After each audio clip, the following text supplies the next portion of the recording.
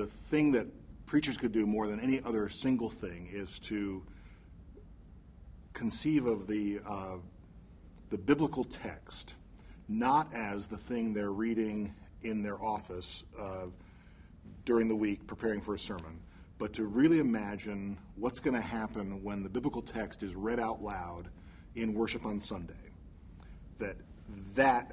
That's the starting place for the sermon. And too much preaching has been involved in, or has been interested in, sort of unfolding the text as an archaic or a historical bit of information that has to be unfolded historically. To say, this is what the writer of Matthew intended, or this is the situation the writer of Matthew was in, and this is what this word meant then, and I think that's just deadly for preachers. It's pretty deadly for preaching and hearers too, but it's deadly for preachers because there's no excitement in communicating that kind of information. We're called to preach the gospel.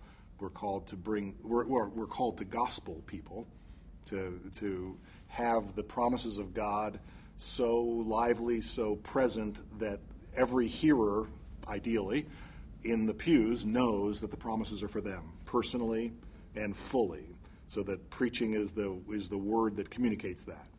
And so if the preacher starts out by saying, now, back in the first century, Pharisees were this, and Sadducees were this, and scribes were this. Well, now it's a history lesson, and there's no.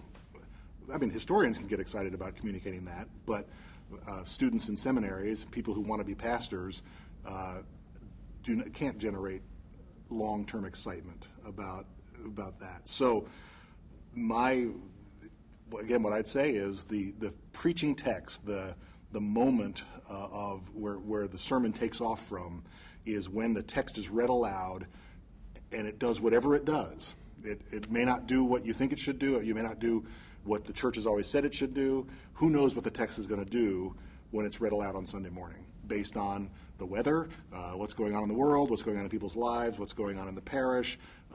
Words that have never been heard before will suddenly be heard in a new way. And a preacher just has to, in their work of preparing a sermon, has to try to predict what's going to happen and then move the sermon from that point. Because when the word is read out loud, that is the church receiving Scripture. That is the moment when the church receives Scripture. And that's where the sermon starts.